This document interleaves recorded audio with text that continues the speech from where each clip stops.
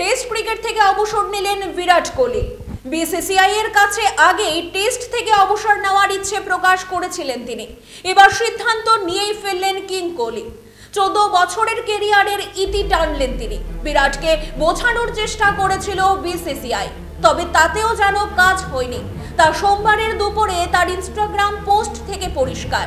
কিছুদিন আগেই রোহিত অবসর নিয়েছেন টেস্ট থেকে, আর এবার কোহলি। ফলে ভারতীয় টেস্ট ক্রিকেট দলে কিছুটা হলেও শূন্যতা তৈরি হলো। গত অস্ট্রেলিয়া সফরের পর থেকে টেস্ট থেকে সরে যাওয়ার কথা ভাবছিলেন কোহলি। ওই সফরে প্রথম টেস্টে 100 রান করলেও বাকি সিরিজে ব্যর্থ হন তিনি। কিন্তু তিনি যতই খারাপ ফর্মে থাকুক, বোর্ড চেয়েছিল ইংল্যান্ড সফরে তিনি যান। কারণ রোহিতের পর কোহলিকেও যদি কঠিন এই সফরে না পাওয়া যায়, তাহলে ভারতীয় ব্যাটিং অনেকটাই অনভিজ্ঞ হয়ে পড়বে। সেই কারণেই বোর্ডের পক্ষ থেকে কোহলিকে অনুরোধ করা হয়েছিল এখনই টেস্ট ক্রিকেট না ছাড়তে। কিন্তু কোহলি শেষ পর্যন্ত নিজের সিদ্ধান্তেই অনড় থাকলেন। টেস্ট ক্রিকেটে বিরাট যুগের অবসান ঘটল।